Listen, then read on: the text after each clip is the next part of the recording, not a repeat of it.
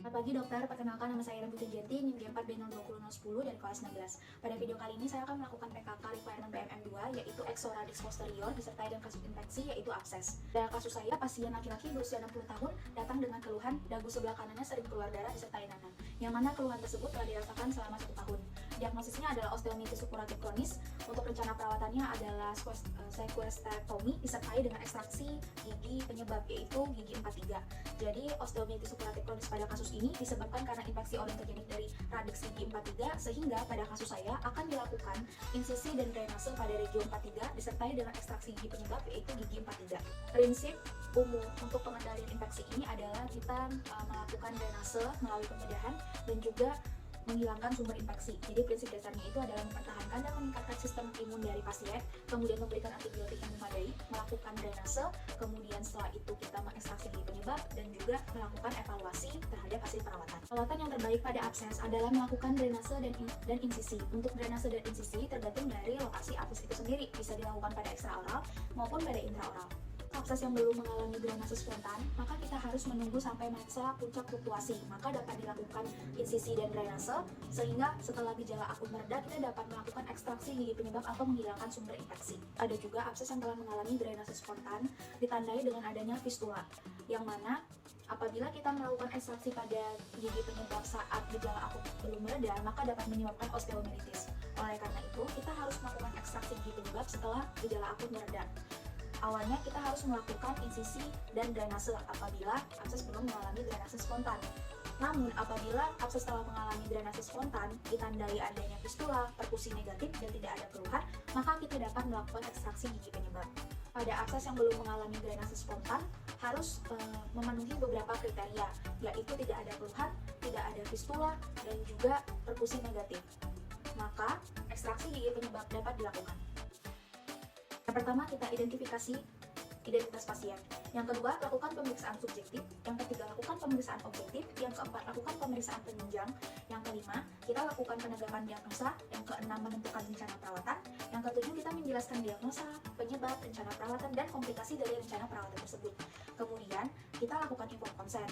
Selanjutnya, kita persiapkan alat dan bahan. Kemudian, operator mempersiapkan diri, diasumsikan sudah mencuci tangan, dan diasumsikan menggunakan APD level 3.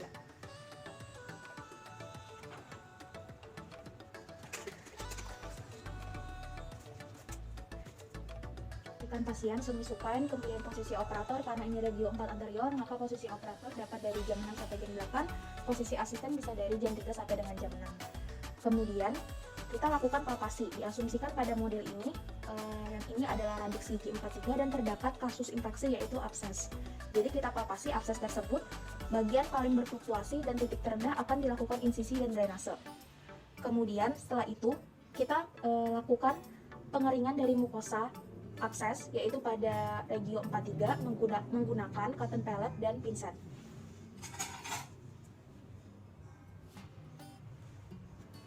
Kita lakukan pengeringan.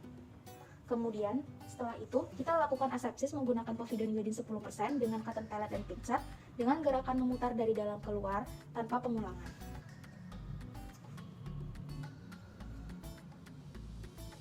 Beberapa hal yang harus diperhatikan sebelum insisi dan drainase abses. Yang pertama, kita menghindari ductus Stenson dan ductus Wharton. Kemudian kita menghindari pembuluh darah besar. Kemudian kita melakukan drainase itu pada bagian titik terendah bagian superficial abses untuk menghindari rasa sakit pada saat pus keluar. Jadi diharapkan pus keluar sesuai dengan gravitasi.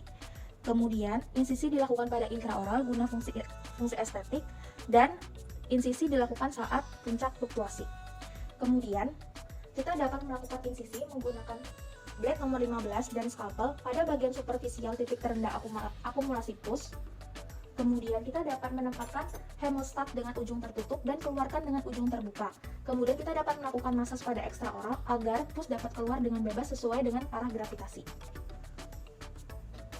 Kemudian kita dapat memberikan drain karet yang ditempatkan pada rongga abses dan dapat difiksasi di ujung salah satu insisi menggunakan suturing agar kasa tersebut tetap terbuka dan tidak lepas. Hindari pemberian kompres hangat pada bagian intraoral untuk mencegah terjadinya drainase spontan di ekstraoral.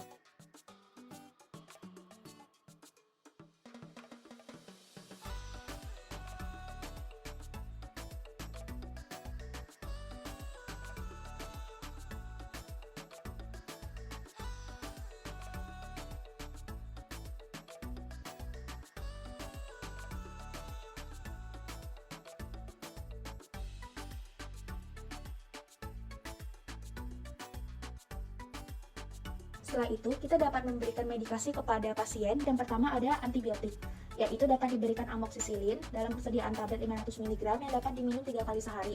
Kemudian dapat diberikan analgesik berupa ibuprofen dalam sediaan tablet 500 mg yang dapat diminum jika sakit atau maksimal 4 kali sehari. Kemudian ada obat kumur povidone iodin yang bisa dipakai 2 kali sehari, dan vitamin yang dapat dipakai 1 kali sehari pada saat makan pagi. Kemudian lakukan KIE pada pasien. Baik Bapak, terima kasih atas kerjasamanya. Telah dilakukannya tadi insisi dan drainase, artinya ada sedikit jaringan yang saya belah untuk mengeluarkan nanah di dalam rongga mulut Bapak. Jadi sekarang nanahnya sudah tidak ada lagi, dan ini saya resepkan beberapa obat Pak. Jadi di sini ada antibakteri, saya beri amoksisilin bentuknya tablet. Di sini Bapak harus habiskan, yang mana satu harinya itu bisa diminum 3 kali, tiap 8 jam, 1 jam setelah makan. Kemudian ada anti nyeri. Anti nyerinya saya beri ibuprofen, sediaannya juga tablet, yang mana bisa diminum jika sakit atau maksimal 4 kali sehari. Jadi tiap 6 jam bisa diminum, yaitu 1 jam setelah makan. Kemudian ada obat kumur, isinya ini kandungannya povidone iodin. Jadi di sini dapat digunakan 2 kali sehari, 1 kali kumurnya 15 ml, dikumur 30 detik, kemudian dibuang 1 jam setelah makan dan sebelum tidur. Kemudian ada vitamin, diminum 1 kali sehari pada saat makan pagi. Jangan lupa kontrol pertama 3 hari setelah hari ini untuk dilakukannya mungkin penggantian atau pelepasan dari karet yang telah saya pasang di rongga mulut. Kemudian jangan lupa di rumah istirahat yang cukup. Jangan lupa sikat giginya yang teratur, yaitu 2 kali sehari minimal sebelum tidur dan sesudah makan pagi. Kemudian bersihkan sela-sela giginya menggunakan benang gigi. Obat kumurnya jangan lupa dipakai. Jangan lupa makan sayur dan buah-buahan. Kemudian jangan stres-stres ya Bapak. Jangan lupa minum air putih 8 gelas per hari. Kemudian hindari dulu makan minum yang terlalu panas.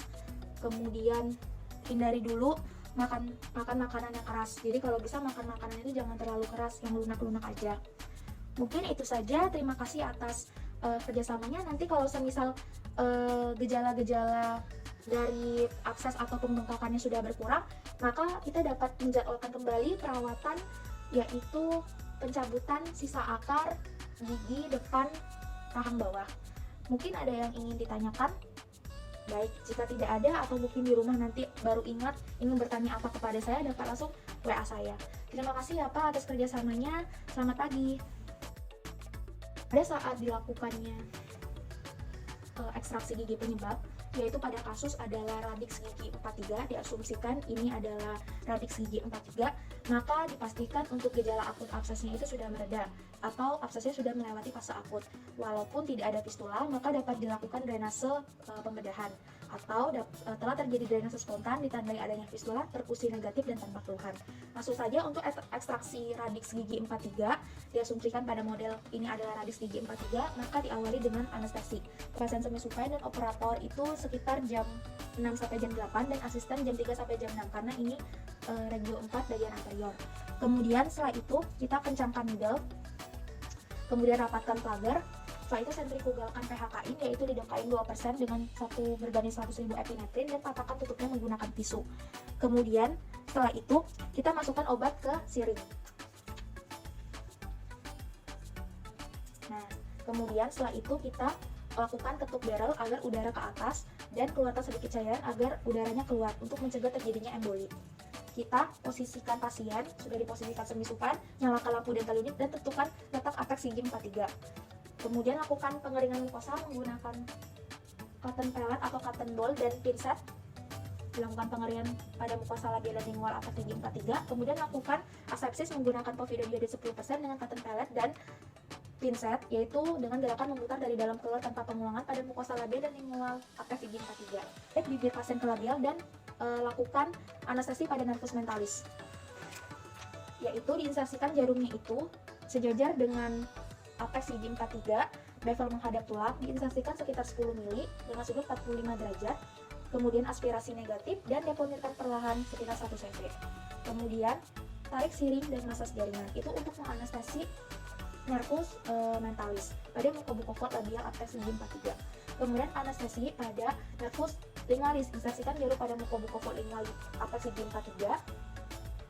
Kemudian bevel menghadap tulang, aspirasi negatif, deponirkan perlahan sekitar 0,5 cc, tarik siring dan masas perlahan. Itu sudah menganestesi nervus lingualis. Kemudian kita tunggu 3-5 menit karena mula kerja dari lidocaine 2% dan epinephrine 1 berbanding 100.000 adalah 3-5 menit. Selama itu kita posisikan pasien. Pundak, kepala, dan leher harus lurus, dataran oklusal sejajar dengan lantai. Posisi operator untuk ekstraksi jam 6 sampai jam 8, asisten jam 3 sampai jam 6. Kita dapat melakukan pengecekan anestesi, melepaskan pelekatan epitel terlebih dahulu, mengekspansi alveolus, menambah derajat kegoyangan dari apeks gigi 43, dan juga untuk mengawali pencabutan sebelum dilakukannya menggunakan dental forceps, bisa menggunakan periotom, desmotom, ataupun elevator. Periotom dapat melebarkan ligamen parietal pada ujung akar gigi, kalau desmotom pada setengah akar gigi. Periotom tidak bisa melebarkan soket gigi, tapi desmotom bisa melebarkan soket gigi, yang mana insersinya itu dapat sejajar atau paralel dengan apeks akar gigi. Sementara pada kasus akan menggunakan elevator, lurus atau bend, yang mana fungsinya sama, diawali untuk pengecekan anestesi. Jangan lupa posisi tangan bebas kita sling grasp, yaitu mendukung prosesus alveolaris dengan jari telunjuk dan jari tengah. Fungsinya untuk meretraksi bibir pipi dan lidah, melindungi TMJ, mendukung mandibula, mendukung prosesus, merasakan tekanan yang diberikan sudah terkontrol atau belum, dan untuk mengevaluasi derajat mobilitas dari apeks gigi 43. Kemudian kita lakukan pegangan pada elevator atau periotom atau desmotomnya itu telapak tangan menghadap ke bawah, palms grab. Kemudian kita lakukan pengecekan anestesi dengan mensersikannya itu pada sulcus gingiva gigi tersebut. Mengitari gigi tersebut, kemudian ditanyakan pada pasien ada keluhan atau tidak. Apabila tidak ada keluhan, mukosa telah terasa pucat dan sudah berlangsung 3-5 menit, maka dapat dipastikan anestesi sudah bekerja. Maka kita dapat melakukan pencabutan, diawali dengan penggunaan elevator, periotom atau desmotom dengan menginsersikannya itu kalau untuk elevator pada mesogingiva interproximal dari apeks gigi 43, titik fulcrumnya adalah alveolaris interproximal, kemudian telapak tangan menghadap ke bawah, terus tekanan harus terkontrol menggunakan pegangan palms grab, dan dilakukan gerakan rotasional ke arah bukal untuk melakukan pemungkitan pada gigi tersebut. Kemudian dorong ke apikal lagi untuk elevatornya, lakukan gerakan rotasional ke arah bukal, lakukan gerakan pemungkitan sampai dengan apeks tersebut derajat mobilitasnya bertambah dan hampir keluar. Kemudian dilanjutkan dengan pencabutan menggunakan dental forceps khusus untuk tang sisa akar rahang bawah, yaitu handle dan beaknya itu membentuk sudut 90 derajat, dan apabila dirapatkan beaknya maka beaknya akan bertemu. Telapak tangan menghadap ke bawah dan dilakukan pencengkraman dental forceps tersebut terhadap radix gigi 43. Forceps ini harus beradaptasi lebih dalam untuk mencegah terjadinya fraktur. Kemudian dapat dilakukan ekstraksi dengan gerakan lateral, labial lingual, kemudian diekstraksi ke arah labial dan korona.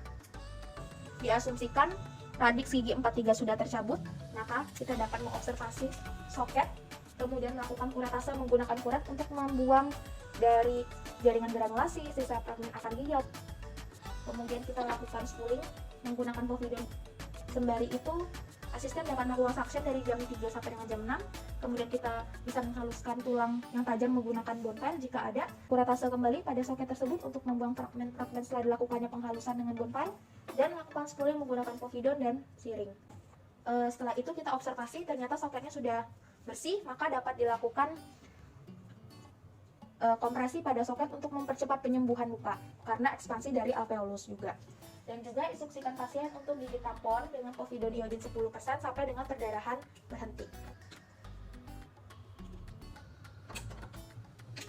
Menggigit tampon dengan povidone iodin 10% untuk menunggu perdarahan berhenti, maka kita dapat merasakan obat, yaitu ada analgesik berupa ibuprofen dengan sediaan tablet 500 mg dapat ditambah dari obat sebelumnya pada saat insisi drainase, dan juga dapat mengganti obat kumur dengan chlorhexidine gluconate 2% apabila obat kumur sebelumnya telah habis. Jadi di sini kita langsung saja melakukan MIE pada pasien. Baik Bapak sudah dilakukan pencabutan dari penyebab abses tersebut, yaitu sisa akar gigi anterior rahang bawah sebelah kanan. Nah, Bapak dapat melakukan kontrol lagi 1 minggu setelah ini untuk melihat penyembuhan luka pada area pencabutan. Ini saya beri obat, tolong diminum sesuai anjuran.